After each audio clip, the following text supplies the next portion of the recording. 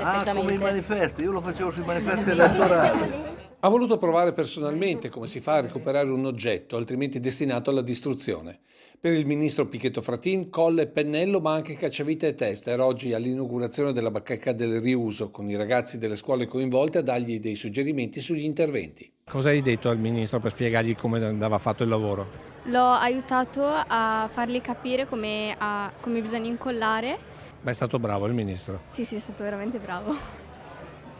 Perché in questo progetto sono gli studenti tra i primi protagonisti del recupero. Quello che sto depositando al CERD è ancora buono, può avere una seconda vita o magari che ha una piccola anomalia, ed ecco che intervengono tutti i nostri ragazzi delle varie scuole, delle scuole superiori, che lo useranno come attività didattica, aggiustano il materiale, ci danno una mano. E poi sapere che queste cose possono andare a chi ha meno.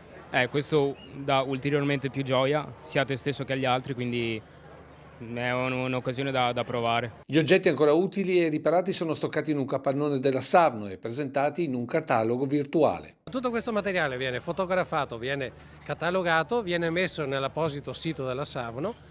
Chi ha bisogno, prima di andarsi a comprare qualcosa di nuovo, va a vedere se noi ce l'abbiamo nel nostro magazzino. Viene là e se lo prende, e quindi dobbiamo lavorare per la salvaguardia dell'ambiente, così come è stata la raccolta differenziata, lo sarà anche il progetto del riuso, chiaramente se ognuno di noi farà la sua piccola parte. Una piccola parte che ha portato la provincia di Treviso ai primi posti in Europa, come ha sottolineato il presidente nazionale di Lega Ambiente. Qui le cose vanno meglio che in diversi Länder tedeschi.